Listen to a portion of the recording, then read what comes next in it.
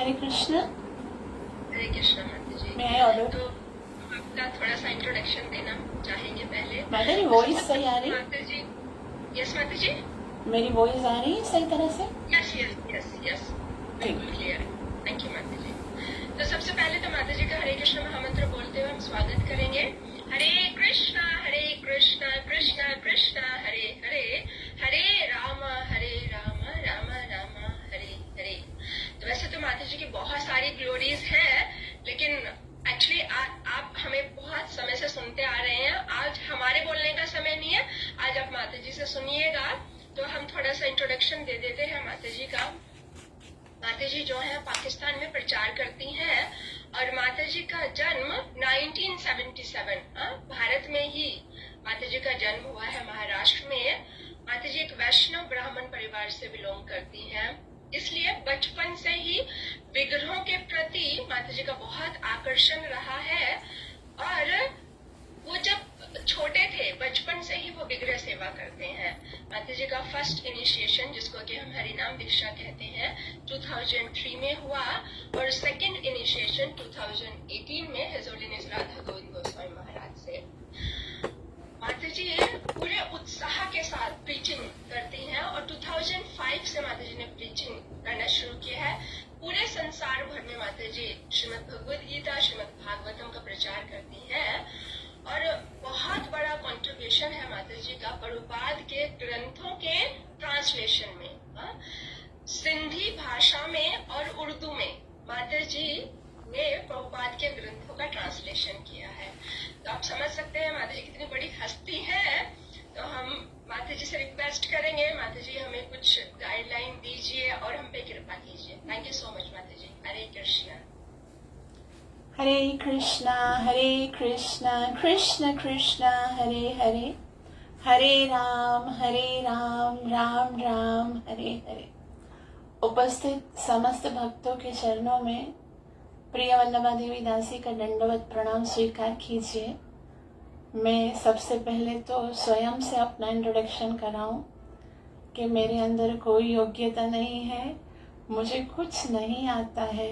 श्री प्रभुपाद जी के, गुरु महाराज के शब्दों को एज इट इज़ बताने का मैं प्रयास कर रही हूँ, और इसके बढ़कर मेरी कोई योग्यता नहीं है कि मुझे उन्होंने सिलेक्ट किया है अपने इन शब्दों को जन जन तक पहुंचाने के लिए, और ये मेरा परम सौभाग्य है। और मैं आप सबका हृदय से बहुत बहुत आभार प्रकट करती हूँ कि मुझ जैसे तुच्छ जीव को आपने इस सम्मान के योग्य समझा कि मैं ग्रंथ राज श्रीमद् भागवतम महापुराण के इन पवित्र शब्दों को आप तक पहुंचा सकूं।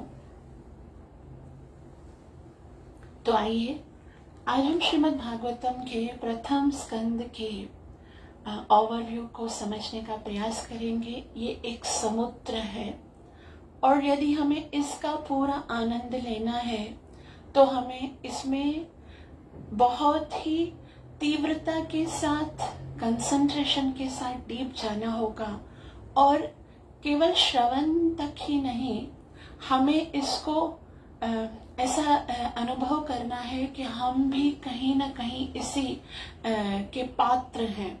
और कृपया मेरे लिए प्रार्थना कीजिए, मुझे आशीर्वाद दीजिए कि इन अत्यंत ही आध्यात्मिक शब्दों को मैं सही समय पर, सही ढंग से, सही शब्दों में, सही भाव से स्तुति कर सकूं, और श्री प्रभुपाद जी और गुरु महाराज को प्रसन्न कर सकूं। तो आइए मंगलाचरण करते हैं। ओम नमो भगवते वासुदेवाय।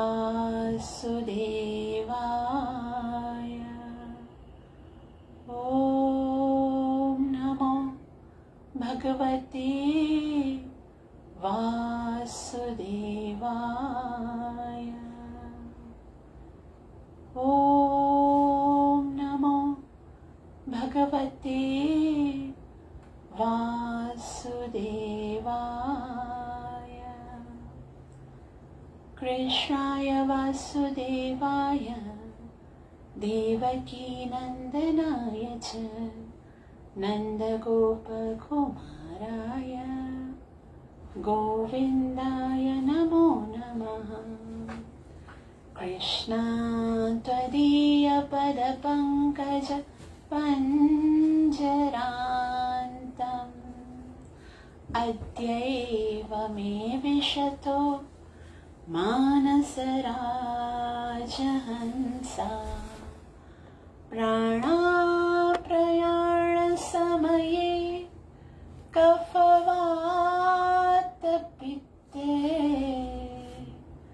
कण्ठावरोधनविदो स्मरणं कुतस्त्व नारायणं नमस्कृत्य नरं चैव नरोत्तमं दैवीं सरस्वतीं व्यासं ततो जयमुदीरये। नष्टप्रायेषु अभद्रेषु नित्यं भागवत सेवया भगवती उत्तमश्लोके भक्तिर्भवति नैष्टिकी। पंचतत्त्वात्मकं कृष्णं भक्तरूपस्वरूपकं भक्तावतार भक्ताख्यं नमामि भक्तशक्तिकं।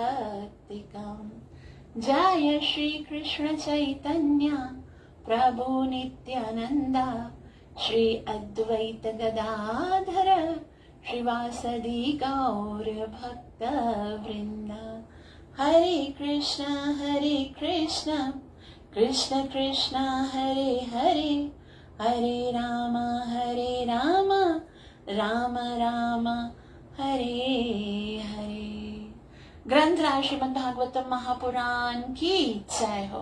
कलि पावन अवतार चैतन्य महाप्रभु की जय।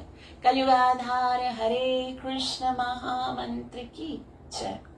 तो श्रीमद् भागवतम का प्रथम स्कंद जो कि भगवान के चरणों के समान है, जैसे भागवतम जो है पूरा वो भगवान के श्री अंग के समक्ष ही है।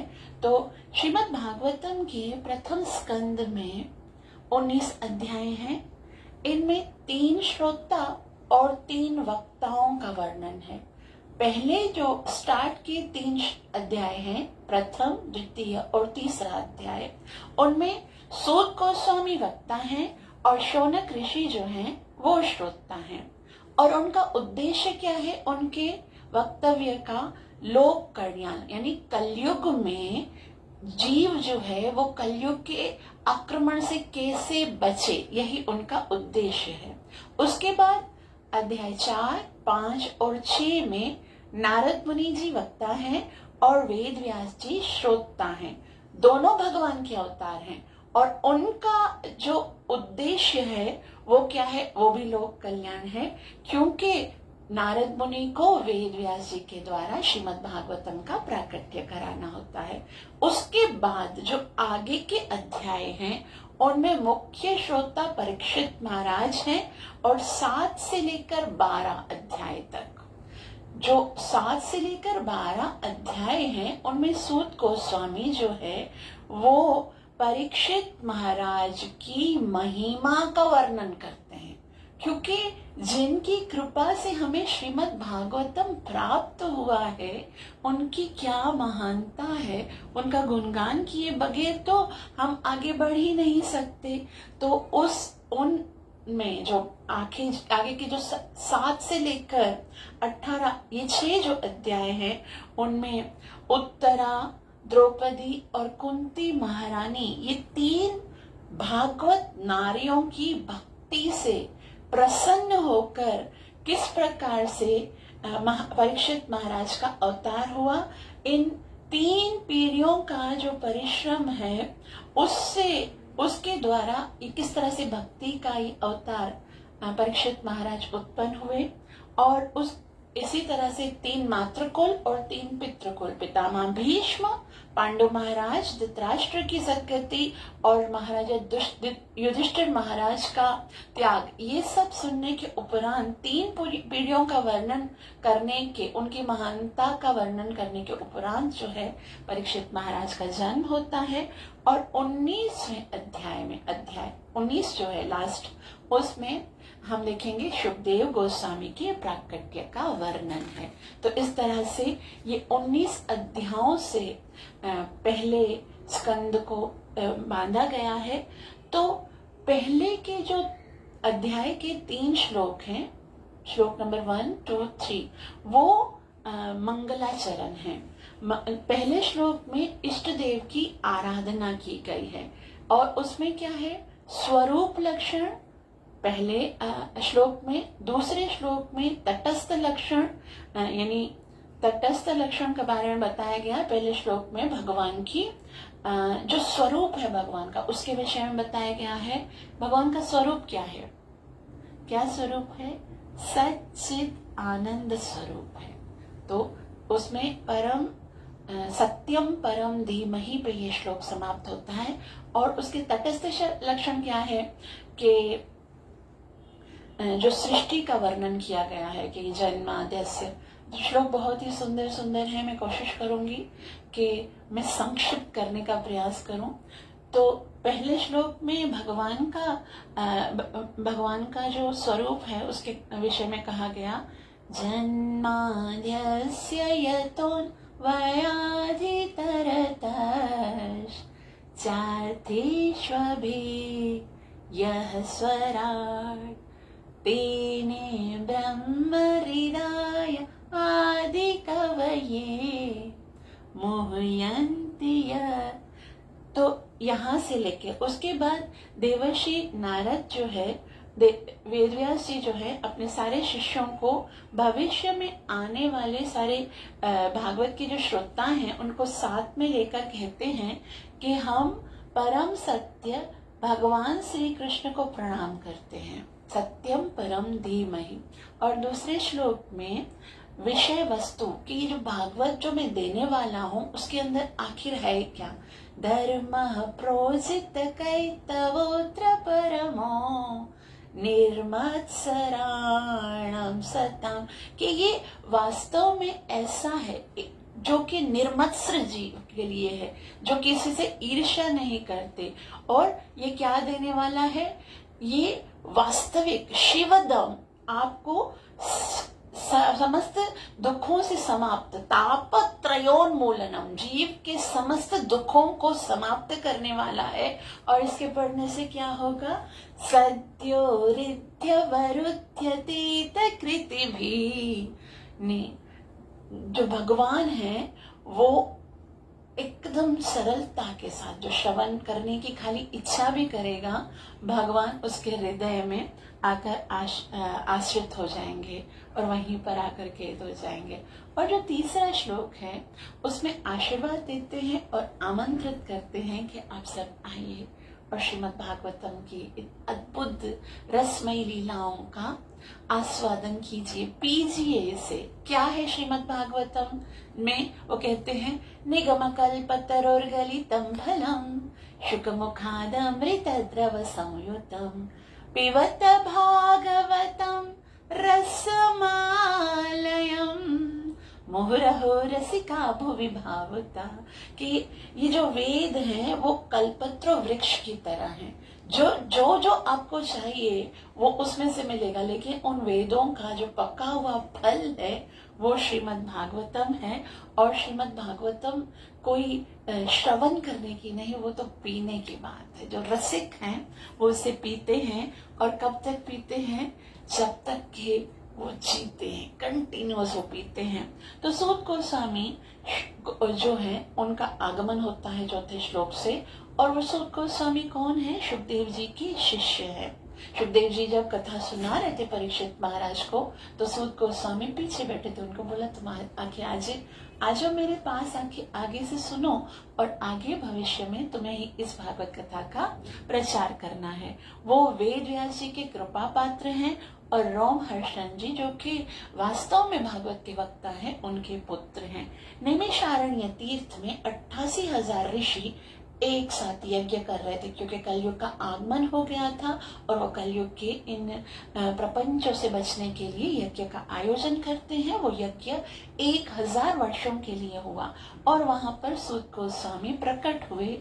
तो उन ऋषियों ने यज्ञ को बंद करके कहा, कृपया आप हमें भगवान की कथा श्रवण कराइए, क्योंकि ये यज्ञ जो है वो तो त्रेता युग का धर्म है, अब कलयुग में तो हरिनाम संकीर्तन ही है। तो आप भगवान के विषय में बताइए। शौनक मुनि जो है उन्होंने समस्त ऋषियों के बिहाफ से 6 प्रश्न पूछे हैं, और उनसे सूत गोस्वामी से क्या प्रश्न पूछे हैं बताइए, क्योंकि आपने तो सारे शास्त्र पढ़े हैं, तो कृपा करके बताइए कि सारे शास्त्रों का सार क्या है, सब जीवों का श्रेय क्या है, जीवों का कल्याण क्या है, आत्मा कैसे प्रसन्न होती है, भगवान क्यों अवतार लेते हैं, और भगवान ने कौन कौन से अवतार लिए हैं, उन सबके विषय में बताइए।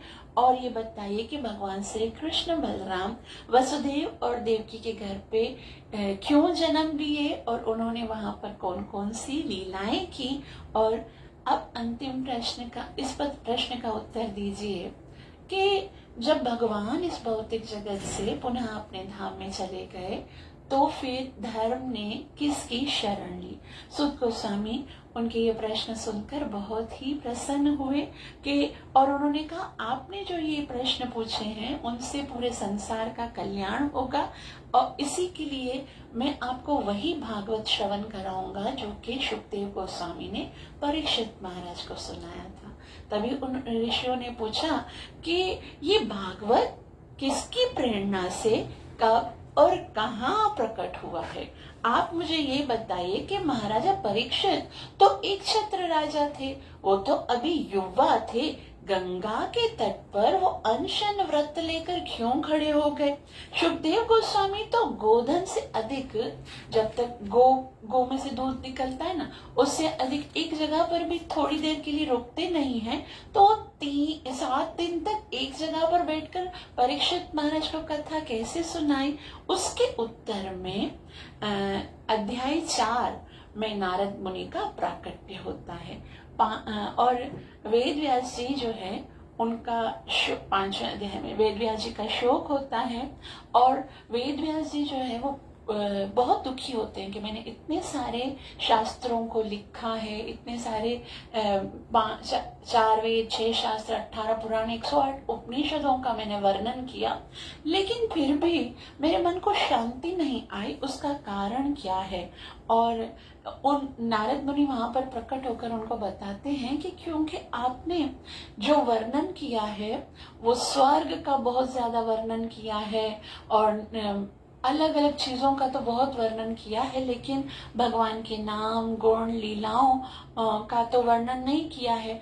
भौतिक भोग कैसे प्राप्त हो, स्वर्ग कैसे प्राप्त हो, क्या करने से क्या प्राप्त होगा, ये आपने बहुत ही विस्तार से बयान किया, लेकिन भगवान की महिमा को इतना गौण बताया कि वो तो किसी को दिखेगा ही नहीं, सब लोग स्वर्ग में या भौतिक जगत में आनंद करने की इच्छा करेंगे। तो इसके लिए क्योंकि आपने सही बात को अच्छे से नहीं बताया है, भगवान के प्रति जीव का जो प्रेम है उस प्रेम को प्राप्त करने का कुछ नहीं आपने शास्त्रों में वर्णन किया, इसीलिए आप अशांत हो। तो नारद और 6ठे अध्याय में नारद और वेद व्यास जी का संवाद है, और भगवान के लिए उनकी जो महत्वपूर्ण लालसा है नारद मुनि की, कि किस प्रकार से उनके हृदय में भगवान के दर्शन करने की इच्छा होती है, उनका जो है स्नेह वो प्रकट होता है। तो यहाँ पर शौनक मुनि जो हैं सूत गोस्वामी से प्रश्न करते हैं कि नारद मुनि जब यहाँ पर आए थे वेद व्यास जी को, उन्होंने जब बताया कि नारद मुनि ने बताया कि भाई आपको श्रीमद् भागवतम का वर्णन करना है, तो उनके जाने के बाद उन्होंने क्या किया। तो यहाँ पर पूरा हम नारद मुनि का प्राकट्य सुनते हैं कि किस तरह से नारद मुनि 3 प्राकट्य बताते हैं। पहले वो उपवर्ण गंधर्व थे, उसके बाद दासी के घर में पुत्र बनकर आए, वहां पर भक्ति वेदांत साधुओं का किस तरह उन्होंने संग किया, और उनके संग से आकर्षण होकर भगवान के प्रति उनका प्रेम बढ़ गया, और उनकी माता का ध्यान हो गया, उन्होंने ध्यान किया और उनको ध्यान में भगवान के दर्शन दर्शन हुए, और ये सब जो है नारद मुनि वेद व्यास जी को बताते हैं, और फिर उनको श्रीमद् भागवतम लिखना है और संसार में उसका प्रचार करना है, यह आदेश देकर वेद व्यास जी चले जाते हैं। और फिर शौनक आदि ऋषि जो हैं वो प्रश्न करते हैं कि उन्होंने फिर क्या किया। तो अध्याय 7 से अब किस प्रकार से ये कथा प्रारंभ हो रही है, परीक्षित महाराज की ओर किस तरह से बढ़ रही है, यहाँ से परीक्षित महाराज के महिमा का वर्णन प्रारंभ होता है। 7वें अध्याय में द्रोण पुत्र को दंड, ये बताया जाता है कि जब ये बता रहे हैं यहाँ पर शौनक मुनि को सूत गोस्वामी कहते हैं कि नारद मुनि के जाने के बाद वेद व्यास जी सरस्वती नदी के तट पर ध्यान करने लगे। ब्रह्म नद्याम सरस्वत्याम आश्रमम पश्चिमे तट। तो वहां पर आकर सूत गोस्वामी बता रहे हैं कि नारद मुनि के जाते ही जैसे उन्होंने सरस्वती के तट पर शुद्धि की, भक्ति योग के माध्यम से मन को ध्यान लगाया, तो उन्होंने पूर्ण पुरुषोत्तम भगवान के दर्शन किए और उसी की माया को देखा, और उन्होंने देखा कि संपूर्ण सृष्टि जो है वो माया के वश में है, और जो माया है वो भगवान के वश में है। और माया के जो कि ये संपूर्ण सृष्टि है, उसी माया जो कि भगवान के वश में है, उसके वश में होकर अपने जीवन का अनर्थ करती है। तो इसीलिए उन्होंने इस सात्वत संहिता को तैयार किया।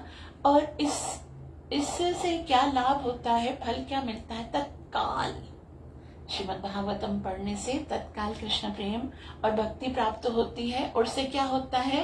यस्या वै श्रूयमाणानां कृष्ण परम पुरुषे भक्तिर् उत्पद्यते पुंसाम शोक मोह भयापह।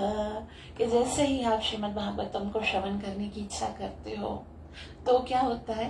हृदय में भगवान के लिए भक्ति उत्पन्न होती है और शोक मोह और भय समाप्त हो जाते हैं। फिर सुखदेव जी के गर्भ में किस तरह से वो प्रकट होते हैं, और वेद व्यास जी उनको बहुत विनती करते हैं कि आप आ जाइए। 16 साल तक वो वाटिका जी के गर्भ में होते हैं, लेकिन वो बाहर आते नहीं हैं, क्योंकि वो समझते हैं कि बाहर तो माया है, वो माया मुझे मोहित कर लेगी। सुखदेव गोस्वामी को वेद व्यास जी कहते हैं कि नहीं, माया आपको मोहित नहीं करेगी, लेकिन वो कहते हैं ये माया जिसकी है, जब तक वो वचन नहीं देंगे तब तक मैं भौतिक जगत में आऊंगा नहीं। तो फिर वेद व्यास जी भगवान श्री कृष्ण से प्रार्थना करते हैं, और स्वयं साक्षात भगवान श्री कृष्ण सुखदेव गोस्वामी को गर्भ में कहते हैं आप आ जाइए, और मैं आपको वचन देता हूँ कि मेरी माया तुमको मोहित नहीं करेगी। सुखदेव जी आते ही भौतिक जगत में जैसे उनका जन्म होता है, बड़े होते हैं युवा, कोई भी संस्कार किए बगैर अपनी नाड़ी को लेकर वो निकलते हैं। और पीछे वेद व्यास जी बोलते इतनी मेहनत से, इतनी प्रार्थनाओं से पुत्र का जन्म हुआ, और वो भी मुझे छोड़ के जा रहा है। जोर जोर से पीछे चिल्लाने लगे, हे पुत्र छोड़ के कहाँ जा रहे हो? तुम्हें तो मैंने भागवत का प्रचार करने के लिए यहाँ पर जन्म लेने के लिए देवताओं से, भगवान से प्रार्थना की है।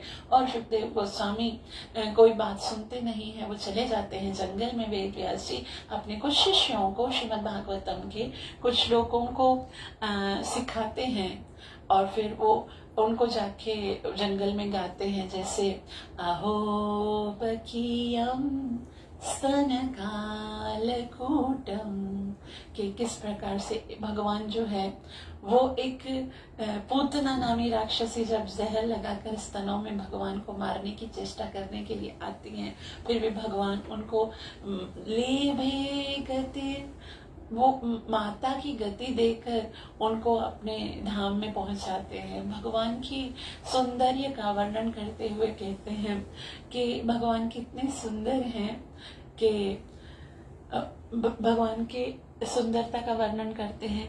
बरहा पीरम नटवर वपो करणियो कर्णिकारा। ये सब सुनकर सुखदेव गोस्वामी विचलित हो जाते हैं और पुनः वेद व्यास जी के पास आते हैं और श्रीमद् भागवतम को सीखते हैं। और वो वेद व्यास जी से भागवतम श्रवण करने के बाद वो शुकदेव गोस्वामी जो ब्रह्म निर्गुण में निष्ठित थे, वो भगवान श्री कृष्ण की लीलाओं के आकर्षण से, ब्रह्म की निष्ठता से बलात् वो भगवान की प्रेममयी भक्ति की ओर आकर्षित होते हैं। और इसके बाद परीक्षित महाराज की महिमा के लिए 3 पीढ़ियों का वर्णन होता है और वहां से कथा प्रारंभ होती है कि कौरव सेना की, जब महाभारत का युद्ध हुआ था, कौरव सेना की 11 अक्षौणी सेना थी और पांडवों की 7 अक्षौणी सेना। कौरव सेना की 11 अक्षौणी सेना समाप्त हो गई, उनकी मृत्यु हो गई। उनमें से सिर्फ 3 व्यक्ति जो बच गए थे। एक कृतवर्मा जो कि यदुओं का जो सेनापति थे वो, दूसरे जो है वो कृपाचार्य जो कि कौरवों के गुरु महाराज थे, और तीसरे अश्वत्थामा जो द्रोणाचार्य के पुत्र थे। ये 3 ही बच गए थे। अंत में जैसे ही महाभारत युद्ध समाप्त होता है, दुर्योधन और भीम का युद्ध होता है। भीम अपनी गदा के प्रहार से दुर्योधन की दोनों जांघों को तोड़ देता है। दुर्योधन वहां नदी के किनारे पर कर्रा रहा होता है, चीख रहा होता है। तो ये तीनों, कृतवर्मा जी, अश्वत्थामा जी और कृपाचार्य वहां पर प्रकट होते हैं और उस अपने राजा दुर्योधन को रोता हुआ, बिलखता हुआ देखकर बहुत दुखी होते हैं। और अश्वत्थामा कहते हैं कि अभी हम हारे नहीं हैं, आप अभी भी हमें आज्ञा दीजिए, हम आपके लिए कुछ भी करने के लिए तैयार हैं। अश्वत्थामा को सेनापति नियुक्त करके दुर्योधन कहते हैं, जाओ, जो आप जैसे करो, किस तरह से उनके साथ आप युद्ध कर सकते हो। तो अश्वत्थामा ने देखा कि अब क्योंकि पांडवों के पास बहुत एक अक्षौणी सेना बची हुई थी, 5 पांडव थे, उनके पुत्र थे। तो पांडव जो हैं उनके साथ जो उनका सेनापति था धृष्टद्युम्न, जो द्रौपदी का भाई था, वो भी जीवित था। तो उन्होंने सोचा कि अब किस तरह से उनको मारा जाए। तो अश्वत्थामा के मन में एक बहुत ही कूटनीतिक चाल आई कि रात को तो सब सो जाएंगे और हम सबका वध कर देंगे। अब क्या हुआ कि पांडवों के शिविर में जहां पर 5 पांडव सोते थे, आज उन्होंने सोचा युद्ध तो समाप्त हो गया, तो भगवान श्री कृष्ण जो है वो उन 5 पांडवों को वहां से लेकर एक कुरुक्षेत्र के सीमंतक तट पर ले गए। और जो पांडवों का स्थान था वहां पर 5 पांडवों के पुत्र विश्राम कर रहे थे। अश्वत्थामा, कृपाचार्य और कृतवर्मा के साथ उसी शिविर के अंदर जा रहे थे। उन्होंने कहा, मैं अंदर जाता हूँ कृतवर्मा जी, और आप दोनों यहाँ पर खड़े रहिए। और कृपाचार्य और कृतवर्मा बाहर खड़े थे, अश्वत्थामा अंदर जाता है। वो सोचता है कि 5 पांडव सो रहे हैं, और सोते में 5 पांडवों के नन्हे से बालकों का वध कर देते हैं।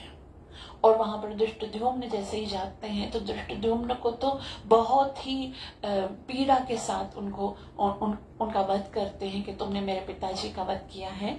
उसके बाद ये सारे पांडव पुत्रों के शव के जो मस्तक हैं वो लेकर जाकर दुर्योधन को देते हैं कि राजन, आप प्रसन्न हो जाइए, अब हम युद्ध जीत गए हैं, मैं 5 पांडव के मस्तक को लेकर आया हूँ। दुर्योधन ने जैसे ही ये सुना और सोचा, ऐसे कैसे हो सकता है? 18 दिन में जो पांडवों को एक बाल भी नहीं बांका कर सका, और आज तुम 5 पांडवों को मार कर लेकर आए। कृष्ण कहाँ थे? उन्हें कृष्ण तो वहां पर नहीं थे। दुर्योधन को शंका हुई और उसने कहा, मुझे दो, मैं पांडवों के मस्तक को देखना चाहता हूँ। और जैसे ही उसने मस्तक को ऐसे जोर से दबाया तो वो मस्तक जो है वो दब गए। और फिर भीम का मस्तक जैसे ही दबा तो दुर्योधन के हृदय से एक आह निकली कि नहीं, ये पांडव नहीं हो सकते। तुमने पांडव के नन्हे से निरपराध बालकों का वध किया है, और मैं इसके लिए अपने आप को कभी क्षमा नहीं कर सकता, क्योंकि ये बहुत मेरे लिए बड़ी ग्लानि है। इसलिए दुखी होकर दुर्योधन के प्राण निकल गए। और अब वो शिविर जहां पर विजय घोष हो चुका था, वहां पर 5 पुत्र जो द्रौपदी के थे, उनकी शव पड़ी हुई थी, जिनके मस्तक नहीं थे। सुबह हुई, द्रौपदी अपने पुत्रों को जगाने के लिए गई। 5 पुत्रों, उनको मरा हुआ देखा, अपने भाई का शव देखा, चीख चीख कर द्रौपदी क्रंदन करने लगी। और कृष्ण और पांडवों ने द्रौपदी की ये दशा देखी। अर्जुन ने कहा, द्रौपदी तुम्हारे लिए सांत्वना के लिए मेरे पास शब्द नहीं है, लेकिन मैं इतना कहता हूं कि जिसने तुम्हारे इन पुत्रों की ये दशा की है, मैं उसका सर काट कर तुम्हारे चरणों में रख दूंगा और तुम उसके सर पे खड़े होकर अपने पुत्रों को तिलांजलि देना। अर्जुन कृष्ण को सारथी बनाकर अश्वत्थामा का पीछा करते हुए अश्वत्थामा की ओर बढ़ते हैं। अश्वत्थामा बहुत भयभीत हो जाता है, ब्रह्मास्त्र का प्रयोग करता है। और जैसे ही अश्वत्थामा ने ब्रह्मास्त्र का प्रयोग किया, अर्जुन को तो समझ में ही नहीं आ रहा था ये कौन सी शक्ति है। भगवान श्री कृष्ण से प्रार्थना करने लगे, कृष्ण कृष्ण महायोगी भक्तानाम भयम कर। कृष्ण, ये कौन सी विपदा आ रही है मेरे ऊपर, आप मुझे बताओ। भगवान श्री कृष्ण कहते हैं, अर्जुन, ये अश्वत्थामा ने ब्रह्मास्त्र चलाया है, तुम भी अपने ब्रह्मास्त्र का प्रयोग करो। और जिससे ही ब्रह्मास्त्र का प्रयोग अर्जुन ने भी किया, यहाँ से ब्रह्मास्त्र आ रहा है, वहां से दोनों ब्रह्मास्त्रों के टकराने से पूरे संसार में प्रलय आ जाता। और उस समय वेद व्यास जी ने कहा, तुम दोनों अपने अपने ब्रह्मास्त्र को शांत कर लो। अश्वत्थामा ने कहा, मुझे तो शांत करना आता ही नहीं। भगवान श्री कृष्ण ने अर्जुन को कहा, हे अर्जुन, तुम दोनों ब्रह्मास्त्रों को लौटा लो, उनको शांत कर दो। अर्जुन ने दोनों अस्त्रों को शांत किया और उसके तब अश्वत्थामा को युद्ध में हराकर बांध दिया। कृष्ण ने अर्जुन की परीक्षा लेनी चाहिए और अर्जुन को कहा, पार्थ, मार दो ना इसको। तुमने तो पांचाली को वचन दिया है कि तुम इसको मारकर इसकी गर्दन लेकर चलोगे। इतने बड़े अश्वत्थामा को रथ में खामखा भार ढोकर लेकर जाने की क्या जरूरत थी, मारो इसको। और इस पर तो दया करनी ही नहीं चाहिए। परंतु अर्जुन ने कहा, केशव, ये गुरु पुत्र है ना, इसको मारने की इच्छा नहीं हो रही। हम ऐसा करते हैं, इसको लेकर चलते हैं, जो पांचाली कहेगी उसे वही दंड देंगे। 5 पुत्रों की हत्या करने वाला व्यक्ति सामने खड़ा है और उसको देखकर भी जो धैर्य धारण कर सकता है, ऐसा सुधीर भुक्त अर्जुन है। इसी को भगवान श्री कृष्ण ने अपना मित्र बनाया, जिसके हृदय में अपने पुत्रों के इतने बड़े वध करने वाले के लिए वे प्रतिशोध की भावना नहीं है। रस्सियों से बांधकर अश्वत्थामा को, जो 5 पांडवों के पुत्रों को सोते हुए मारकर उनकी हत्या की थी, उसको द्रौपदी के समक्ष खड़ा किया। एक माँ जो घोर कर भी, अगर कोई घूर कर उसके संतान को देखता भी है ना, तो माँ के हृदय में ऐसा आता है, क्यों ना उसकी मैं आंखें निकाल दूं। और आइए अब द्रौपदी का दर्शन कीजिए कि कैसी माता है वो। जैसे ही द्रौपदी ने अश्वत्थामा को रस्सियों से बंधा हुआ देखा, ये द्रौपदी परीक्षित महाराज की दाती है, याज्ञसेनी है। ये कोई साधारण स्त्री नहीं, सामान्य व्यक्तियों की तरह माता पिता के गर्भ से उत्पन्न नहीं हुई है, ये यज्ञ अग्नि से उत्पन्न हुई है। और जैसे ही उसने अश्वत्थामा को देखा, चीख कर कहने लगी, मुच्यताम मुच्यतामेश ब्रह्मणो नितराम गुरु। आप इसको क्षमा कर दीजिए। हे कुंती पुत्र, इसकी रस्सियां खोल दीजिए, इसको मुक्त कर दीजिए। ये गुरु पुत्र है, ये अवध्य है, क्षमा कर दीजिए इसको। मेरे पुत्र तो मर गए हैं, क्या इसके मारने से वापस जन्म लेंगे? और मैं जो अपने पुत्रों के वध का दुख अपने हृदय में सह रही हूँ, मैं नहीं चाहती कि इसकी माता जो कृपी है वो भी इस दुख को सहन करे। मेरी रक्षा के लिए तो मेरे पति मेरे साथ हैं, लेकिन इसके तो कृपी के तो पति भी नहीं है। तो कृपा करके आप द्रोण पुत्र को क्षमा कर दीजिए। तो उस टाइम पर सब द्रौपदी जो है वो बोलती है कि मैं नहीं चाहती हूँ कि उनको दुख हो। युधिष्ठिर महाराज कहते हैं, द्रौपदी ठीक कह रही है, हमें अश्वत्थामा को छोड़ देना चाहिए। भीम कहते हैं, क्या आप बात कर रहे हैं भ्राताश्री, ये इतना बड़ा अत्याचारी है, इतना बड़ा आतंकवादी है, इसने इतना बड़ा कपट किया है, सोते हुए बालकों की हत्या की है, और आप एक भावुक स्त्री के कहने पर आकर इसको छोड़ देना चाहते हो। इसको तो इसी टाइम पर मार देना चाहिए। भीम कहता है मार देना चाहिए, युधिष्ठिर बोलता है नहीं मारना चाहिए, द्रौपदी बोलती है छोड़ दो इसको। तो उस समय सब सोच रहे थे क्या करना चाहिए, क्या करना चाहिए। तो कृष्ण बहुत मुस्कुराते हुए, मन मंद मुस्कुराते हुए कहते हैं अर्जुन बोलते हैं हाँ कृष्ण तुम ही बताओ क्या करना चाहिए। तब कृष्ण कहते हैं ब्रह्म बंधु न हंतव्यम आतताई वदाहणम, कि द्रौपदी सही कहती है कि जो ब्रह्म बंधु है उसको तो कभी भी मारना नहीं चाहिए, ब्राह्मण की हत्या नहीं करनी चाहिए। और जो आतताई है, भीम बिल्कुल सही कह रहा है, आतताई को जरूर मार देना चाहिए, इसने बच्चों की हत्या की है। तो अर्जुन कहते हैं कि शो पहेलियां मत पूछो, बताओ क्या करना चाहिए। तब भगवान बताते हैं कि ब्राह्मण जो होते हैं उनका अपमान जो होता है वो उनके लिए मृत्यु दंड से भी बहुत भयंकर होता है। तो अश्वत्थामा के मस्तक से मणि निकाल कर उनका निरादर कर छोड़ दिया। ये ब्राह्मण के लिए मृत्यु दंड के से बहुत ज्यादा दुखी करने वाला है। अश्वत्थामा तो एक सर्प की तरह फुंकारने लगा और फिर पांडवों के वंश को मैं विनष्ट कर दूंगा, ये हृदय में ठान कर वहां से गया। अब भगवान श्री कृष्ण ने जितने भी मृतक शव थे उनका अंतिम संस्कार किया, कर्ण का भी संस्कार हुआ। और फिर भगवान श्री कृष्ण ने सोचा कि अब मुझे यहाँ से विदा लेनी चाहिए। सात्विकी और उद्धव को लेकर भगवान श्री कृष्ण माता कुंती से, उत्तरा माता से, सुभद्रा जी से, पांचों पांडवों से विदा लेकर रथ पर बैठे हैं और भगवान श्री कृष्ण द्वारिका की ओर जा रहे हैं। और जैसे ही भगवान रथ पर बैठे हैं अश्वत्थामा ने 6 ब्रह्मास्त्र लगाए। 6 ब्रह्मास्त्र, ब्रह्मास्त्र वो अस्त्र होता है जो कि अपने लक्ष्य को भेदे हुए कभी वापस नहीं आता भेदने के अलावा।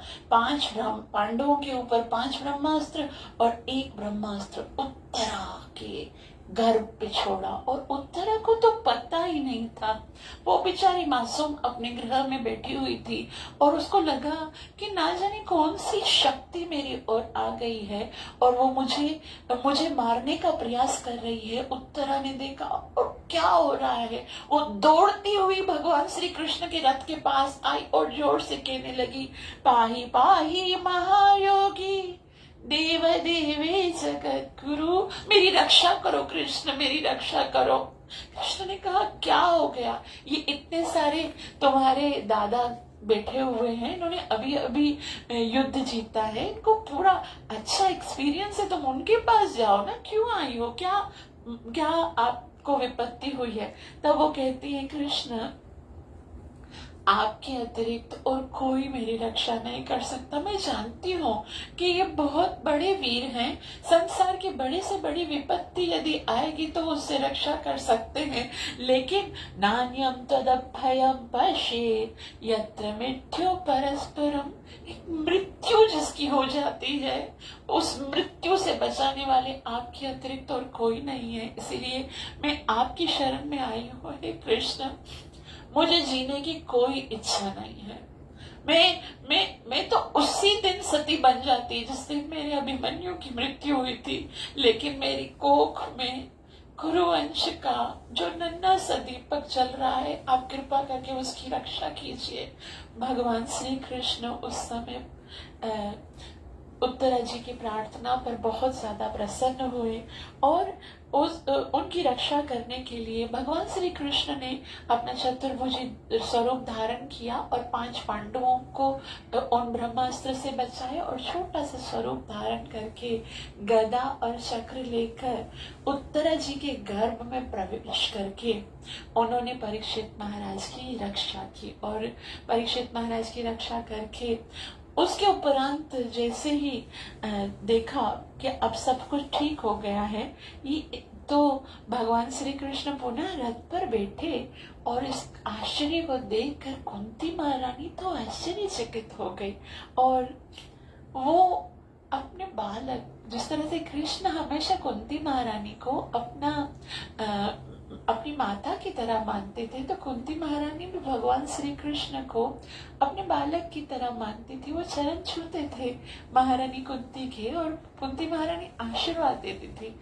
लेकिन आज कुंती महारानी इस अद्भुत लीला को देखकर कहने लगी, बहुत ही सुंदर स्तुति है, भागवतम ये प्रथम स्तुति है जो एक स्त्री के द्वारा की गई है। वो कहते हैं, नमस्ते पुरुषम त्वाद्यम ईश्वरं प्रकृति परम अलक्षम सर्वभूतानां अंतिर अंतर बहिरवस्थितम, कि मैं आपको प्रणाम करती हूँ क्योंकि आप आदि पुरुष हैं, आप पूरी प्रकृति को सुरक्षा करने वाले हैं। संकेशु फिर सोचने लगी कि मैं तो बुआ हूँ, अगर मैं प्रणाम करूंगी तो कृष्ण को अच्छा नहीं लगेगा, कृष्ण लज्जित होंगे।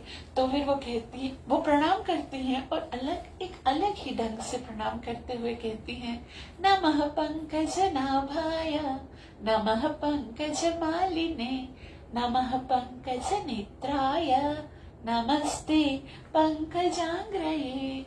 आपकी नाभि को प्रणाम करती हूँ, आपके नेत्रों को प्रणाम करती हूँ, आपके हाथ कमल को प्रणाम करती हूँ, आपके चरणों को प्रणाम करती हूँ।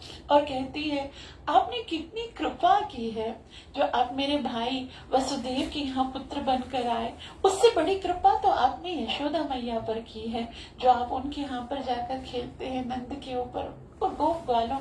कृष्णाय वासुदेवाय देवकी नंदनाय च नंद गोप कुमाराय गोविंदाय नमो नमः। तो कृष्ण कहते हैं, मैया मैं तो आपका बच्चा हूँ, आप क्यों मुझे इस तरह से प्रणाम करती हो। कुंती महारानी कहती हैं, तुम नाटक कर रहे हो कृष्ण, यदुवंश में प्रकट होकर मेरे भतीजे बनने का, जैसे नटो नाट्य धरो यथा, जैसे नट जो नाटक करते हैं, आप तो साक्षात भगवान हैं, भक्ति के प्रचार के लिए अवतार लिया है आपने, भक्ति योग विधानार्थ। लेकिन मैं तो एक साधारण सी अबोध स्त्री हूँ, मैं भला आपको कैसे जान सकती हूँ। प्रथम पश्येम ही स्त्रिय, आप तो अकंचन के गोचर हैं। आप जो अकिंचन होते हैं, जिनके पास कुछ नहीं होता, उन्हीं के हाथ आते हैं, जिनके पास कोई धन नहीं होती है। ये बड़ा कुल, ये बड़ा बहुत ज्यादा धन, बड़ी विद्या, ये जिसके पास है ना, वो आपको कभी प्राप्त नहीं कर सकते। जन्मैश्वर्य श्रुति श्री एव एदमान मद पुमान, इससे तो मद हो जाता है, वो आपको प्राप्त कर ही नहीं सकते जिसके अंदर अहंकार होता है। तो आप अकिंचन गोचरा। कृष्ण कहते हैं, बुआ मैं जा रहा हूँ, यदि तुम मुझसे कुछ मांगना चाहती हो तो मांगो, बताओ मैं क्या दूं तुमको। तो कुंती महारानी कहती हैं, कृष्ण यदि तुम वास्तव में मुझे कुछ देना चाहते हो तो मैं आज तुमसे कुछ मांगती हूँ। तो कुंती महारानी बहुत ही सुंदर प्रार्थना करती है। आज तक संसार में किसी ने भी ऐसी प्रार्थना, ऐसी मांग भगवान श्री कृष्ण से नहीं की। कुंती महारानी कहती हैं, विपदः सन्तुतः शाश्वत तत्र तत्र जगद्गुरो भवतो दर्शनम यत् स्यात् अपुनर्भव दर्शनम। आप मुझे वह सारे दुख शाश्वत रूप से दीजिए, बार बार दीजिए। लाक्षाग्रह, द्रौपदी वस्त्र हरण, वानप्रस्थ, अज्ञातवास, वो सारे जो दुख हैं वो बार बार मेरे जीवन में आए। कृष्ण कहते हैं, बुआ सारा संसार मुझसे सुखों की याचना करते हैं और आप मुझसे दुख मांग रहे हो, जो ये दुख क्या तुम्हें अच्छे लगते हैं। तब कुंती महारानी कहती है, नहीं कृष्ण, अच्छे तो मुझे तुम लगते हो। और भवतो दर्शनम यत् स्यात्, जब दुख के समय हृदय से तुम्हें पुकारती हूँ तुम्हारा दर्शन हो जाता है। और जब तुम्हारा दर्शन हो जाता है दुख ना जाने कहाँ हो जाते हैं और फिर पुनर्भाव दर्शन नहीं होते हैं। मुझे वरदान दो कृष्ण कि यदुवंशियों में जो मेरी आसक्ति है, जो कुरुवंश में मेरी आसक्ति है, पांडवों में मेरी जो आसक्ति है, वो सब समाप्त हो जाए। कृष्ण कहते हैं, मैया यदुवंशियों में तो मैं भी हूँ, क्या मेरे प्रति भी आसक्ति को समाप्त करना चाहती हो? तब कुंती महारानी कहती है, नहीं नहीं कृष्ण, मेरी वृत्ति, मेरा मन केवल तुम्हारे चरणों में लगा रहे। जिस प्रकार गंगा की अचल धारा कंटिन्यूअस जलती रहती है, उसी तरह से मैं चाहती हूँ कि मेरी वृत्ति सदैव तुम्हारी ओर बढ़ती रहे। और कुंती महारानी इतनी सुंदर प्रार्थना करती हैं, जिसको सुनकर भगवान श्री कृष्ण अपना द्वारिका जाने का प्रोग्राम कैंसिल कर देते हैं। कुंती महारानी वो भगवान की शुद्ध भक्त हैं, जो जब सुनती हैं कि भगवान इस संसार से चले गए, उसी समय उनकी मृत्यु हो जाती है। मत गतः प्राणा का उदाहरण है कुंती महाराज। और जब भगवान श्री कृष्ण पुनः हस्तिनापुर में ठहर जाते हैं, उस टाइम पर भगवान देखते हैं कि महाराजा युधिष्ठिर जो अब राजा बनने वाले हैं, उनको राज तिलक देने के लिए धौम्य ऋषि, व्यास जी सब उनको समझाते हैं। भगवान श्री कृष्ण भी उनको समझाते हैं कि आपका राज्य तिलक होना चाहिए। लेकिन युधिष्ठिर महाराज वो कहते हैं कि इस राज्य को प्राप्त करने के लिए करोड़ों जीवों का संहार हुआ है, कितनी स्त्रियां विधवा हुई हैं, कितनी माताओं की कोख उजड़ गई है, और इन सारी हत्याओं का दोष मेरे ऊपर है, और इसलिए मैं ये राज्य नहीं करूंगा। भगवान श्री कृष्ण ने युधिष्ठिर महाराज के द्वारा 3 अश्वमेध यज्ञ करवाए। युधिष्ठिर महाराज कहते हैं कि पहले तो मैंने इतनी सारी जीव हत्याएं की, और यज्ञ के अंदर पुनः पशु बलि दी जाती है, पुनः जीव हत्या होती है, तो मैं अपने आप को बिल्कुल भी क्षमा नहीं कर सकता। और ये कृष्ण की अद्भुत लीला है। कृष्ण बाहर से समझाते हैं कि नहीं बड़े भैया युधिष्ठिर जी, आपका कोई अपराध नहीं है, और हृदय में भी तो वही बैठे हुए हैं, क्योंकि अब कृष्ण को भीष्म देव की महिमा को प्रकट करना है। तो युधिष्ठिर महाराज तो मानते ही नहीं है। भगवान श्री कृष्ण युधिष्ठिर महाराज को कहते हैं, चलो हम भीष्म देव से मिलने चलते हैं, वो ही आपको समझाएंगे।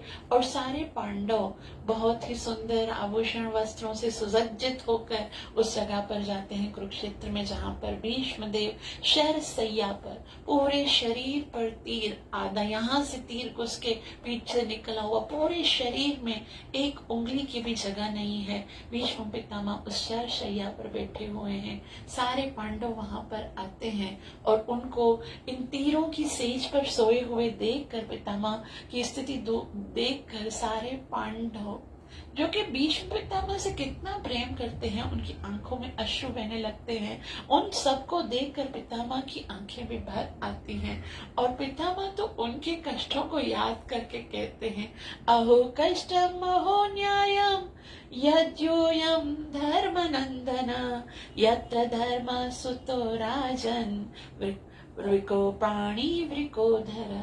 कि तुम धर्म के सुत हो, कभी अपराध तो करना तो दूर की बात है, सोचा नहीं भीम जैसा इतना बड़ा शक्तिशाली योद्धा तुम्हारे साथ है, अर्जुन जैसा गांडीव धनुषधारी तुम्हारे साथ है, और साथ साथ में ये सुहृद कृष्ण ततो विपद, कृष्ण तुम्हारे सुहृद है, फिर भी जीवन में इतनी विपत्ति आई, इतनी संकट आई, ये कैसे हो गया?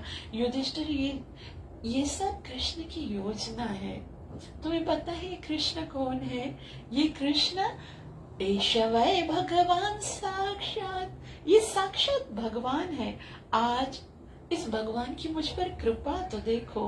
बड़े बड़े ऋषि मुनि ध्यान में जिस मृत्यु की इच्छा करते हैं, दिन रात प्रतीक्षा करते हैं कि भगवान का नाम लेकर हमारी मृत्यु हो, आज उस भगवान मेरी मृत्यु के समय मेरे सामने स्वयं आकर प्रकट हुए हैं। मेरी इसमें कोई योग्यता नहीं, मैं तो जीवन भर शत्रुता ही करता रहा। आप लोगों ने कृष्ण की भक्ति की, इसीलिए कृष्ण ने सोचा कि मैं आपका पितामह हूँ, इसलिए वो आप लोगों के कल्याण करने के लिए यहाँ पर मुझे दर्शन देने आए हैं। हे प्रभु, कृष्ण को भीष्म पितामह एक निवेदन करते हैं कि अब आप आ ही गए हो तो मेरा एक निवेदन सुनिए, मैं आपसे कुछ मांगना चाहता हूँ।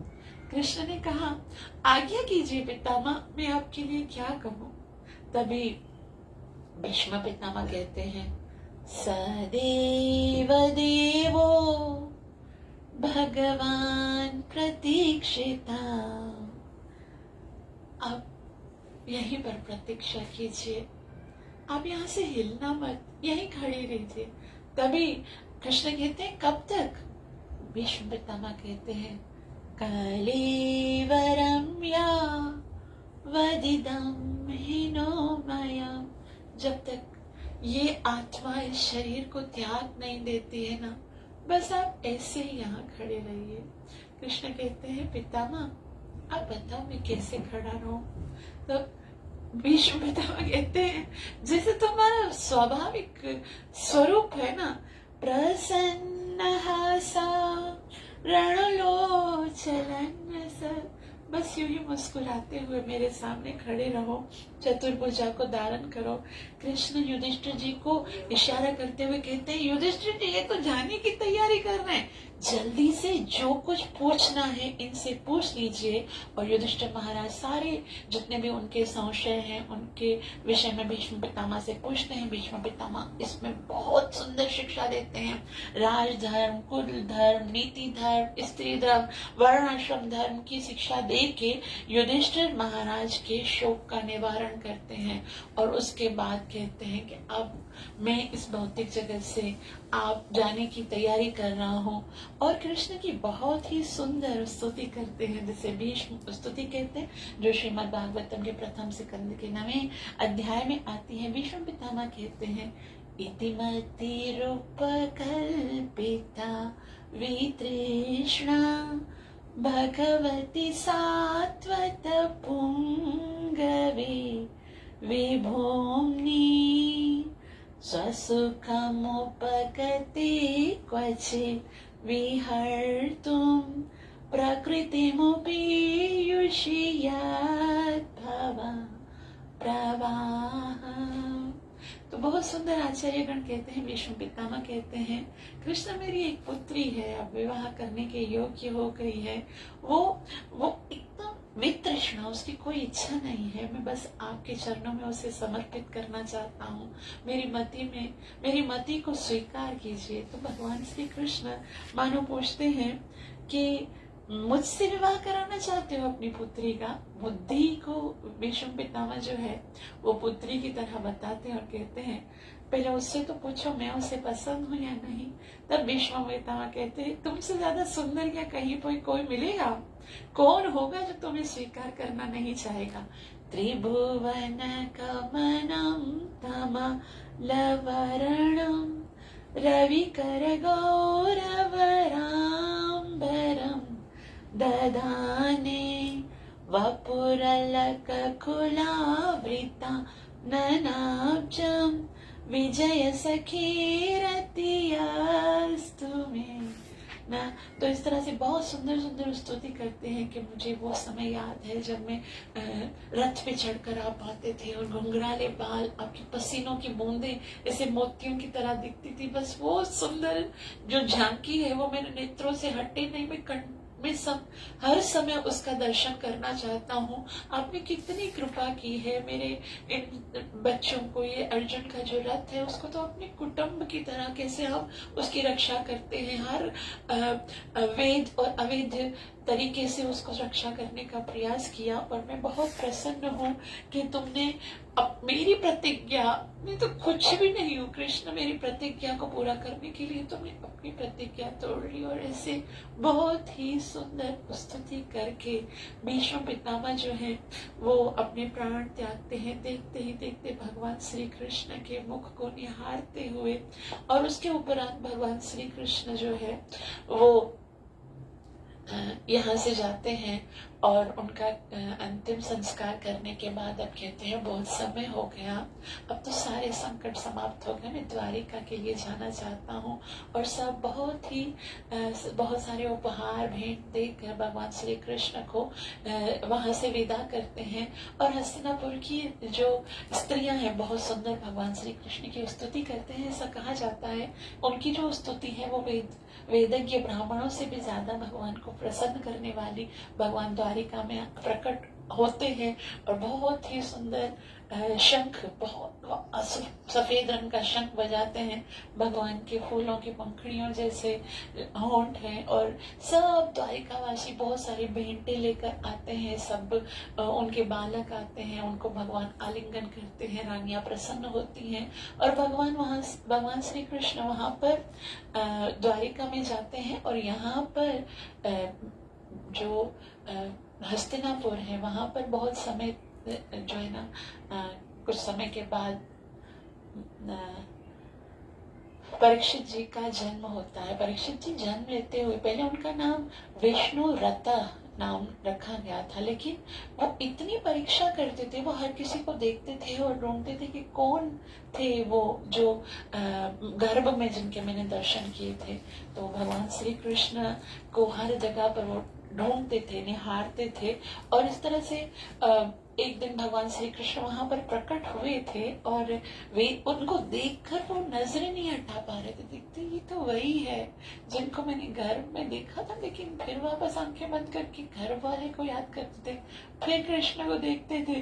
तो वे भी ऐसी भगवान श्री कृष्ण से कहते हैं कि ये परीक्षित है ना, वो जब से जन्म लिया है वो आपको ढूंढ रहा था, आज आप उसको मिले हो, लेकिन एक संशय है कि जिसको गर्भ में उसने देखा था ना उसकी तो 4 भुजाएं थी, आपकी तो 2 भुजाएं हैं। तो बार बार आंखें बंद कर रहा है, खोल रहा है, आप उसे अपना चतुर्भुजी स्वरूप दर्शन कराइए। तो इस तरह से वो उनको दर्शन कराते हैं, भगवान श्री कृष्ण अपना दर्शन कराते हैं। उसके बाद वहां पर ये विदुर जी का प्राकट्य होता है। विदुर जी धृतराष्ट्र जी को कहते हैं कि तुम यहाँ पर तुम्हारे सारे पुत्रों का वध कर दिया भीम ने और इन्हीं के टुकड़ों पर तुम पल रहे हो, यहाँ पर रह क्यों रहे हो तुम, चलो वानप्रस्थ हो गया, तुम्हारा बहुत समय जी लिया, चलो भगवान का नाम लो। और विदुर जी धृतराष्ट्र जी को लेकर जाते हैं और वहां वो ग्रह त्याग करते हैं। उसके बाद भगवान श्री कृष्ण जो है उनका अंतर ध्यान होता है इस भौतिक जगत से, वो अपनी लीला समाप्त करके जाते हैं और बहुत सारे अपशकुन होते हैं। युधिष्ठिर महाराज बहुत दुखी होते हैं और इतना दुखी उनको लगता है कि क्या हो रहा है। अर्जुन को भेजते हैं, अर्जुन को पता चलता है कि वहां पर भगवान श्री कृष्ण अब द्वारिका में नहीं है और आते हैं, मुख मलिन होता है, बहुत दुखी होते हैं, बहुत रोते हैं। लेकिन युधिष्ठिर महाराज सोचते हैं तुम बताओ तो हुआ क्या है, क्या तुमने कोई किसी का अपमान किया है, किसी ब्राह्मण को तुमने दक्षिणा नहीं दे पाए, किसी स्त्री के साथ गलत व्यवहार किया है, क्या हुआ ऐसा जो तुम बोल नहीं पा रहे हो। अर्जुन कैसे कहते कि वो कृष्ण जिसके लिए हम जीते हैं, जो हमारा प्राण है, वो इस भौतिक जगत में नहीं रहे। युधिष्ठिर महाराज पूछते कहीं ऐसा तो नहीं कि कृष्ण हमें छोड़कर चले गए। और जैसे ही अर्जुन बोलते हाँ भ्राताश्री, वो कृष्ण जिसके लिए हम जीते थे वो अब इस भौतिक जगत में नहीं रहे। और ऐसा सुनते ही युधिष्ठिर महाराज अपना ताज, अपना मुकुट उतार के रख देते कि मैं अभी राज्य नहीं करूंगा, कृष्ण नहीं है तो इस जीवन का क्या लाभ है। युधिष्ठिर महाराज के पीछे 5 पांडव भी वहां से निकलते हैं और जो परीक्षित महाराज हैं उनको राज्य दिया जाता है और परीक्षित महाराज बहुत सुंदर राज्य करते हैं। और एक बार जब वो परीक्षित महाराज भ्रमण करने के लिए निकलते हैं, वो देखते हैं कि रास्ते में एक काले रंग का एक व्यक्ति है जो कि जो गौ और बेल के ऊपर आक्रमण कर रहा होता है। गाय मैया बहुत रो रही होती है और बेल जो है उसके 4 पैर कटे हुए होते हैं। उनसे पूछते हैं कि आखिर तुम्हारे साथ ऐसा किसने किया है। तो बेल जो है वो बोलती है कि अलग अलग लोग जो हैं वो हमारे दुख का अलग अलग कारण बताते हैं। कुछ कहते हैं कि हमारे कर्मों के अनुसार हुआ है, कुछ बोलते हैं कि ये तो भाग्य के अनुसार होता है, जो भगवान करता है वही होता है। आप ही बता दीजिए कि मेरे इन दुखों का कारण क्या है, आपका मुझे नहीं पता। परीक्षित महाराज इन उत्तरों को सुनकर समझ जाते हैं कि ये साक्षात धर्म ही है और धर्म को समाप्त करने वाले तो कलयुग ही है। परीक्षित महाराज अपने धनुष बाण को लेकर कलयुग का वध करने के लिए जाते हैं। कलयुग जब देखते हैं कि परीक्षित महाराज उनका वध करने के लिए आ रहे हैं तो उनके चरणों पे गिर जाते हैं कि मैं भी तो आपकी प्रजा हूँ, आप मुझे रहने के लिए स्थान दीजिए। तो परीक्षित महाराज कहते हैं कि ठीक है, तुम्हें चार जगहों पर तुम्हें मैं स्थान देता हूँ जहाँ पर मांसाहार होता है, जहाँ पर मांसाहार होता है, जहाँ पर नशा होता है, जुआ खेला जाता है, पर स्त्री संग किया जाता है, स्त्री सोना, वहां पर आप रह सकते हो। लेकिन कलयुग कहते हैं कि क्योंकि ये सारे कार्य तो आपके राज्य में होते ही नहीं है तो मुझे कोई और भी स्थान दो। यहाँ पर बहुत ही सुंदर श्री प्रभुपाद जी ने हमें जिस इस्कॉन इंटरनेशनल सोसाइटी में हम रहते हैं वहां पर ये धर्म के 4 स्तंभ होते हैं। तपः सत्यम दया, तपः शौचम दया सत्यम, तपस्या पवित्रता दया और सत्यम, ये 4 पिलर हैं जो धर्म के हैं। वो किस तरह से टूटते हैं? तपस्या का पिलर तब टूटता है जब कोई नशा करता है, दया का पिलर तब टूटता है जब कोई मांसाहार करता है, सत्य का पिलर तब टूटता है जब कोई जुआ खेलता है, और पवित्रता का पिलर तब टूटता है जब कोई अवैध संग करता है। तो कृष्ण कॉन्शियसनेस में इंटर होने के लिए श्री प्रभुपाद जी ने ये नियम रखे हैं कि हमें 4 नियम का पालन करना है। तो कलयुग जो है वो महाराजा परीक्षित से प्रार्थना करता है कि मुझे और भी स्थान दो। तभी महाराजा परीक्षित उन्हें कहते हैं कि आप स्वर्ण के अंदर भी रह सकते हो। सारे ऋषि मुनि जो हैं वो विचलित हो जाते हैं कि इतना भयंकर, इतना अपराधी कलयुग है, फिर भला परीक्षित महाराज उनको क्यों जीवित छोड़ देते हैं, उनको मारते क्यों नहीं है। तब बहुत ही सुंदर बताते हैं कि ये जो सोची कहते हैं कि कलयुग जो है उसके अंदर बेशक बहुत सारे अपराध हैं, लेकिन उसके अंदर एक बहुत ही सुंदर गुण है। वो क्या है? कलौ दोषे निधिराजन यस्ति एको महान गुण कीर्तना देव कृष्णस्य मुक्त संग परम रजे। इसके अंदर बेशक बहुत सारे अवगुण हैं, लेकिन केवल कृष्ण का कीर्तन करने से ही जो है जीव समस्त दुखों से, समस्त कलयुग के जितने भी अवगुण है उनसे मुक्त हो जाता है। कलयुग केवल नाम के आधार पर होता है और जो भगवान का नाम लेता है उसके सारे पाप जो है वो समाप्त हो जाते हैं। और इस तरह से कलयुग को ये वरदान देकर वो आगे निकलते हैं और रास्ते में उनको बहुत प्यास लगती है। वो शम्यक ऋषि के आश्रम में जाते हैं, उनसे पानी के लिए याचना करते हैं, लेकिन वो उनको पानी जल नहीं देते हैं और मृतक सर्प जो है उनके गले में डाल के जाते हैं। श्रृंगी को कोई बताता है कि आपके पिताजी के मस्तक पर उन्होंने उनके गले में मृतक सर्प रखा है। श्रृंगी जो है वो बहुत ही अबोध बालक है और उसी समय परीक्षित महाराज को ये श्राप देता है कि जिसने मेरे पिताजी के साथ ऐसा किया है उसको 7 दिन के बाद मृत्यु हो जाएगी। और जब समय ऋषि को आकर वो बताता है कि आप पिताजी चिंता नहीं कीजिए, जिसने आपके साथ ऐसा किया है मैंने उसको श्राप दे दिया है, वो 7 दिन के बाद मर जाता है। समय ऋषि बहुत ज्यादा दुखी होते हैं कि इतना अच्छा राजा है, इतना धर्मपरायण राजा है जिसके कारण कलयुग हमारे राज्य में प्रवेश नहीं कर सकता और तुमने उसको श्राप दे दिया, ये तुमने बहुत अच्छा नहीं किया। परीक्षित महाराज घर पहुंचकर हृदय से बहुत ग्लानि करते हैं कि मुझे ऐसा नहीं करना चाहिए। और सभी ऋषि आकर उसे बताते हैं कि मेरे पुत्र ने आपको ये श्राप दे दिया है, आप उसका निवारण करने के लिए कुछ कीजिए। परीक्षित महाराज कोई दुख नहीं करते बल्कि बोलते हैं ये आपने अच्छा किया, मुझे मेरे अपराध का दंड ऐसा ही मिलना चाहिए था। उसी समय परीक्षित महाराज सारा राज्य छोड़कर वो गंगा के तट पर जाते हैं और वहां पर वो सोचते हैं कि अब मुझे अपने इन 7 दिनों में किस तरह से मैं भगवान के धाम में जा सकूं, उसके लिए योजना बनाइए। तो किसी के मन में ऐसा आ सकता है कि इनको श्राप नहीं मिलना चाहिए था, सम्यक मुनि ने ऐसा क्यों किया या श्रृंगी ने, ये सब भगवान की योजना थी। हमारा कल्याण करने के लिए, क्योंकि परीक्षित महाराज को शाप मिला, तभी तो हमें श्रीमद् भागवतम की इतनी सुंदर कथा श्रवण करने को मिली।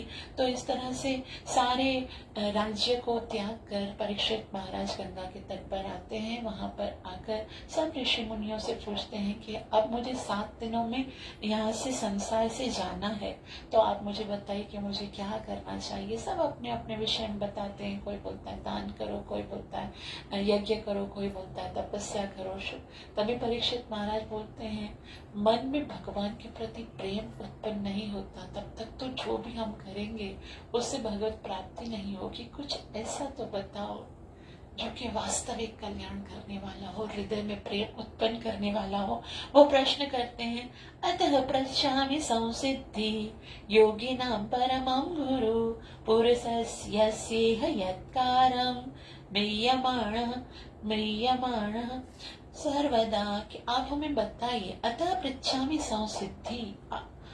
शुकदेव गोस्वामी जैसे ही प्रकट होते हैं वहां पर, सुखदेव गोस्वामी का वहां पर आगमन होता है, तो उनके चरणों पर गिरकर परीक्षित महाराज कहते हैं, मैं आपसे पूछता हूँ, क्योंकि योगी नाम परमम गुरु, सारे योगियों के आप गुरु हैं, आप मुझे ये बताइए, पुरुष यत्कारम, एक जीव का सबसे बड़ा कार्य क्या है, सबसे महत्वपूर्ण क्या कार्य है, जीव को क्या करना चाहिए, प्रायोरिटी किसको देनी चाहिए। म्रियमाणस्य सर्वदा, जिसको मरना है, मरने वाला हूं मैं। अगर देखा जाए तो परीक्षित महाराज अपने लिए पूछते हैं कि जिसको मरना है उसे क्या करना चाहिए, लेकिन वास्तव में वो हमारे लिए पूछते हैं, क्योंकि उनके पास 7 दिन हैं। वो 7 दिन में बहुत कुछ कर सकते हैं, हमारे पास तो 7 सेकंड भी नहीं है, कभी भी मृत्यु आ सकती है। तो पूछते हैं बताओ क्या करना चाहिए। और इतना प्रश्न अच्छा लगता है कि उसके बाद जो है वो धारावाहिक इस प्रश्न का उत्तर आएगा दूसरे अध्याय में। आप सबका बहुत बहुत आभार जो आपने इतना प्रेम से श्रवण किया, मुझे अवसर दिया। कोई त्रुटि रह गई हो तो अपनी दासी समझकर मुझे क्षमा कर दीजिएगा, क्योंकि हमारे पास समय भी इतना था और मैंने अपनी ओर से प्रयास किया। कृपया मुझे आशीर्वाद अवश्य दीजिएगा कि मैं अपनी सेवा और साधना को अच्छे से कर सकूं, गुरु और कृष्ण को प्रसन्न कर सकूं, हरि नाम में मेरी रुचि उत्पन्न हो। ग्रंथराज श्रीमद् भागवत महापुराण की, कलि पावन अवतार चैतन्य महाप्रभु की, कलयुग आधार हरे कृष्ण महामंत्र की, नित्य लीला प्रवेश श्री वाइंग्रे सभय चरणारविंद भक्ति वेदांत स्वामी प्रभुपाद की। Thank you so much. Thank you माता जी, थैंक यू सो मच माता जी। आपने ना हमारा 1 साल 5 मंथ, ये स्कंद पढ़ने में हमें 1 साल 5 मंथ लगे हैं और आपने 1 घंटे में हमें पूरा रिवाइज करा दिया। थैंक यू सो मच माता जी, मतलब बिल्कुल हम उसमें खो गए थे। थैंक यू सो मच माता जी, आपको बहुत बहुत धन्यवाद। माता जी हम क्या प्रश्न ले सकते हैं? जी जी ले सकते। किसी के कोई प्रश्न हो तो प्लीज हैंड रेज कीजिएगा, ताकि माता जी से आप उत्तर सुन पाए। किसी के भी प्रश्न हो हैंड रेज कर सकते हैं। हरे कृष्णा जी। माता जी का प्रणाम, और माता जी के मुझे ज्ञान है उसको मेरा प्रणाम। और आपके आने के लिए जो आप कल्याण में लगी हो, हमारे जैसे मूर्खों को ज्ञान दे रही हो, उसके लिए आपको बहुत बहुत शुभकामनाएं। और आप ऐसी आगे बढ़ती हो, हमारा उम्र के हिसाब से मैं आपको आशीर्वाद देता हूँ, मैं से छोटी हो आशीर्वाद देता हूँ कि आप आगे बढ़ो, खूब सूर्य की तरह चमको और समाज को बिल्कुल कल्याण करो। बस मेरा आशीर्वाद, आपके लिए बहुत बहुत शुभकामनाएं और आपके आने के लिए बहुत बहुत धन्यवाद। और पूर्णानंदी को भी बहुत बहुत धन्यवाद, आप जैसे लोगों को फोन करके उठाती है हमारे लिए कि थोड़ा सा प्रकाश हमें भी मिल जाए। मैं आपका बहुत बहुत पूर्णानंदी नहीं कहूँगा, बेटी की भी कहूँगा, जय पूर्णानंदी माता जी का सच में भी बहुत बहुत धन्यवाद है कि आप सब वैष्णवों के मुझे दर्शन प्रदान किए उन्होंने। थैंक यू सो मच माता जी। यस माधव कांता माता जी। हरे कृष्ण माता जी। नमस्कार जी। बहुत सुंदर सार सेवा, मतलब बिल्कुल ऐसा लगा कि इतने पूरे एक साल में पढ़ा था, सब कुछ आंखों के आगे आ गया, सब कुछ रिकॉल हो गया। पहले तो माता जी मेरा एक छोटा सा प्रश्न है, आपने शुरू में कहा था ओम हर्षण जो भागवतम के वास्तविक वक्ता है, जी। मुझे समझ में नहीं आया क्या रोम हर्षण। रोमहर्षण जी जो थे वो पहले भागवत करते थे, भागवतम के वक्ता थे, ठीक है। एक बारी क्या हुआ, वो भागवतम सारे ऋषि मुनियों को भागवतम सुनाते थे। एक बारी क्या हुआ, वो भागवतम की कथा कर रहे थे तो वहां पर बलराम जी प्रकट हुए। अब वो कथा कर रहे थे तो उन्होंने बलराम जी को देखा नहीं या फिर बलराम जी को प्रणाम नहीं किया, वो कथा ही कर रहे थे।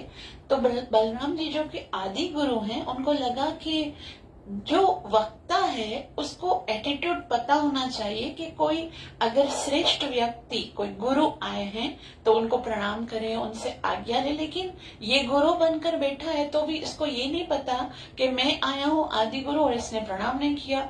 और बलराम जी जो कि शेष नाग जी के अंश हैं, अवतार हैं, तो उन्होंने क्या किया, तिनके से रोमहर्षण जी का वध कर दिया।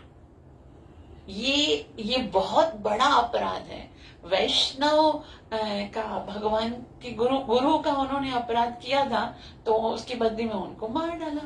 अब सब लोग बोल रहे थे कि आपने इनको तो मार दिया, अब हमें कथा कौन सुनाएगा। ये हमें कथा सुनाते थे, अब आप ही कुछ योजना कीजिए कि हमको तो भागवत सुननी है, कैसे सुने। तो उस समय सूत गोस्वामी जो थे बहुत छोटे थे, उग्रशक वो बहुत छोटे थे और उनको बलराम जी ने आशीर्वाद दिया कि जितने भी शास्त्र जो हैं वो रोमहर्षण जी को पता थे, जितने वेद व्यास जी को आते हैं, उन सब शास्त्रों का ज्ञान तुम्हें सारा का सारा बगैर पर हो जाएगा। और इसलिए ये बलराम जी की कृपा पात्र हैं, वेद व्यास जी की कृपा पात्र हैं और रोमहर्षण जी के पुत्र हैं। इसीलिए वो इतने स्निग्ध शिष्य हैं और उनको इतना सारा ज्ञान है। मतलब कि मैंने जब भागवत का फर्स्ट कैंटो पढ़ा था तब जब आप ऑडियो तभी शुरू किया था। मैं 7 साल से आपके बुक से जुड़ी हूँ, भगवत गीता के पहले भी भागवत शुरू हुआ, बराबर से सुनती रही हूँ और इंडिया से और भी बहुत लोगों को भगवत गीता के रेसिटेशन बुक में और उसमें मैंने जोड़ा है। जब माता जी ने आपके बुक से जोड़ा था और मतलब मैंने जो गीता का ज्ञान प्राप्त किया और भागवतम का फर्स्ट कैंटो आपसे से ही सुना है, पढ़ा है। बहुत बहुत आभार आपका माता जी। Thank you so much. मेरे लिए बहुत बड़ा ना क्रेडिट है कि मैं यहाँ पाकिस्तान के इतने छोटे से कंट्री में रहती हूँ और आप सब इतने महान भक्त हो और मुझे सेवा करने का भगवान ने चांस दिया है। मैंने कभी सोचा नहीं था कि मुझे कभी दर्शन भी होंगे किसी भक्त के, क्योंकि मैं यहाँ पर मतलब मेरे लिए ये बहुत बड़ा थैंक यू सो मच आप लोगों का। आप इतना प्रेम से श्रवण करते हो, मेरी बहुत मैं अपने ओर से बहुत प्रयास करती हूँ, बहुत मेहनत करती हूँ और मैं चाहती हूँ कि ये दूसरों तक पहुंचे और आप सब उसमें मेरी सहायता करते हो। Thank you so much.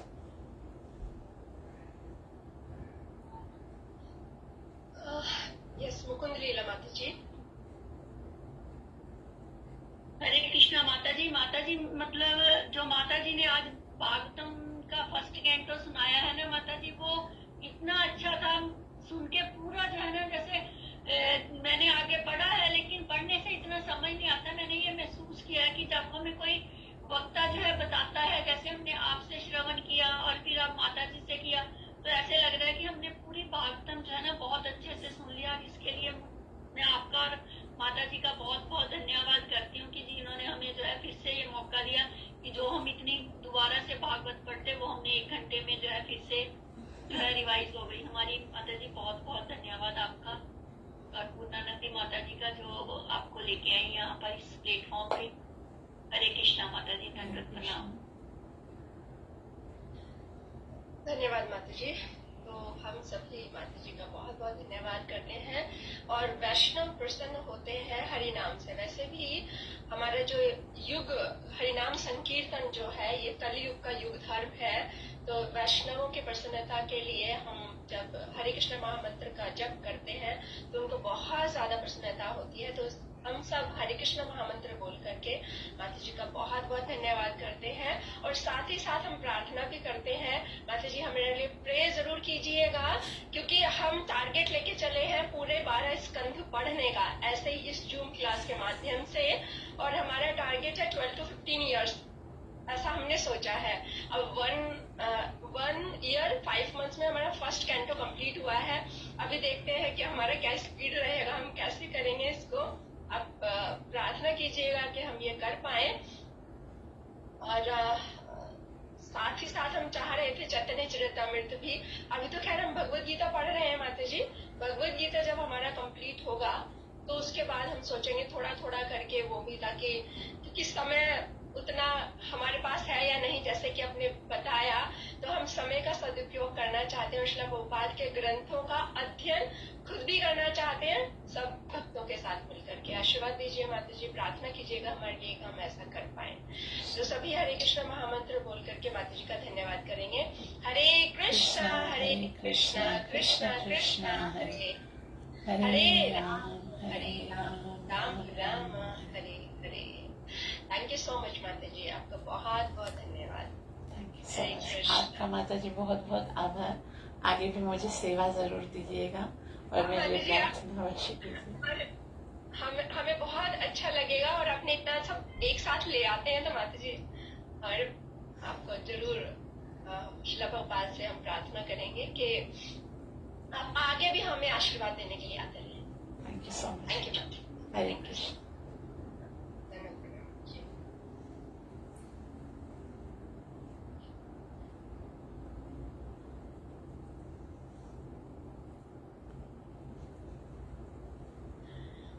Okay, तो इट्स 4 नाउ, 4 बज चुके हैं, पर हम अपनी भगवत गीता हम अवश्य पढ़ेंगे। ठीक है, तो सभी तैयार हो जाइए भगवत गीता पढ़ने के लिए। श्लोक संख्या 31, यस, 3rd चैप्टर 31 श्लोक।